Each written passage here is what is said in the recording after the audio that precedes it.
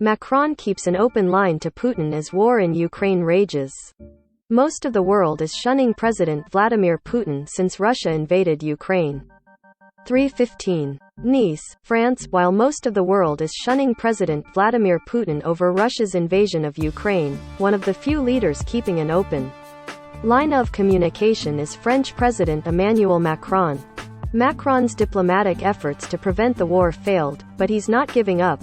The two men have spoken 4 times since Russian forces attacked Ukraine on Feb 24, and 11 times over the past month. The French leader, whose country holds the European Union's rotating presidency, is now one of the few outsiders with a view into Putin's mindset at the time of the largest military invasion in Europe since World War II. Israeli Prime Minister Naftali Bennett is also becoming a mediator, meeting Putin on a surprise visit to Moscow on Saturday and speaking with him again by phone on Sunday. Macron's relentless push for dialogue reflects France's post-World War II tradition of carving out its own geopolitical path and its refusal to blindly follow the United States. After Russian troops pushed deep into Ukraine, Macron's resolve to maintain communication channels with Putin is providing Western allies with insight into the Russian leader's state of mind, his intentions on the battlefield and at home in Russia as the Kremlin cracks down on opponents. He is keeping a diplomatic channel open for the West in case Putin might want to de-escalate and look for a way out of this crisis, said Benjamin Haddad, a senior director for Europe at the Atlantic Council in Paris and a member of Macron's party. Macron has also spoken to Putin on behalf of Ukrainian President Volodymyr Zelensky, Haddad said, trying to extract some mercy from Putin, local ceasefires, safe passage for trapped civilians and access to humanitarian aid. During their most recent call on Sunday that came at Macron's request, the French leader and Putin focused for nearly 2 hours on the safety of Ukraine's nuclear plants.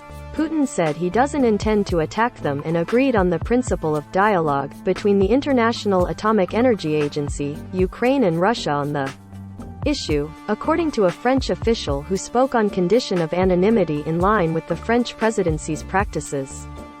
There is absolutely no illusion at the Elysée that Putin will keep his word on anything he promises, Haddad said, or that Putin will change his mind about the invasion. But Haddad said that it's important that Macron keeps trying to engage Putin even as the West punishes Russia and strengthens Ukraine's and breaking with the diplomatic norm of keeping such conversations secret. The French presidency has widely shared the content of Macron's talks with Putin. Macron's advisors and the president himself detailed the excruciating efforts to prevent the war and then laid bare Putin's broken promises of peace that helped Macron galvanize support for the toughest sanctions against Russia, uniting the notoriously divided 27-member EU and revive NATO's geopolitical. To the extent that keeping lines of communication open can be useful during a conflict, relay messages, warnings or threats, and hear the response, the Biden administration believes that such contacts can be useful for at least getting some insight into Putin's mood, demeanor and mindset. Hence, Secretary of State Antony Blinken will go to Paris Tuesday to hear from Macron directly about his latest conversations with Putin. But U.S. officials remain unconvinced that Macron's efforts, or any other leaders, have had any significant impact on Putin's decision-making process. They note that despite a series of interventions by the French president, Putin has not only gone ahead with the invasion but also intensified the conflict. The French president has been clear from the start.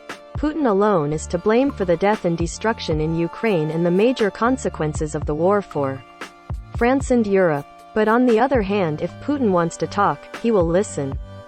Putin called on Thursday. The number of refugees fleeing Ukraine had already topped 1 million and several towns in the east were in ruins.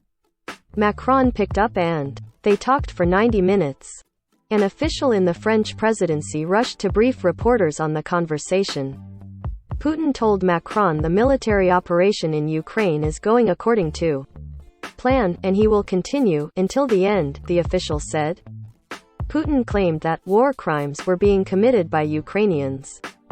He called them Nazis, the official said. There's no need to negotiate, Putin said. He will achieve the neutralization and disarmament of Ukraine with his army. The official couldn't be named in keeping with Élysée practices. Macron spoke the truth to Putin, the official said, and explained how his war on Ukraine is perceived by the West. I spoke to President Putin.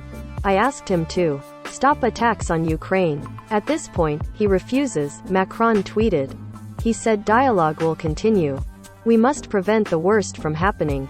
Since he was elected president in 2017, Macron has shown a keen interest in forging personal relationships with world leaders, including those who value a degree of pragmatism when discussing democracy and human rights while pursuing business opportunities. His business-friendly diplomacy paid off in the Persian Gulf in December when he signed a multi-billion euro weapons contract with Abu Dhabi Crown Prince Mohammed bin Zayed Al Nahyan. Macron drew fierce criticism on that trip for traveling to Saudi Arabia to become the first Western leader to meet with Crown Prince Mohammed bin Salman after the 2018 killing of journalist Jamal Khashoggi.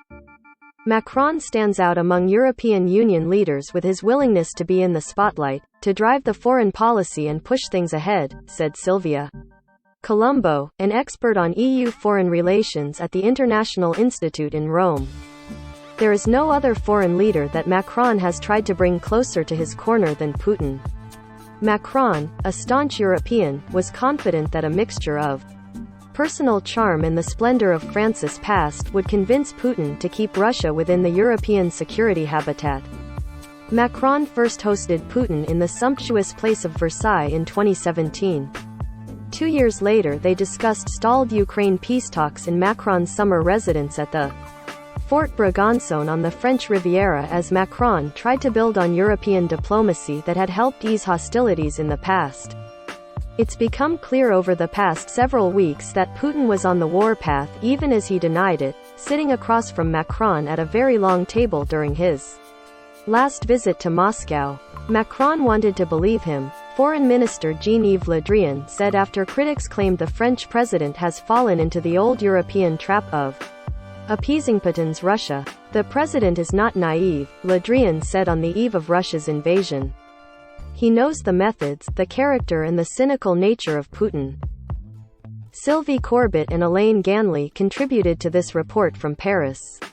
Follow the app's coverage of Russia's war in Ukraine at https://apnews.com/hub/Russia-Ukraine.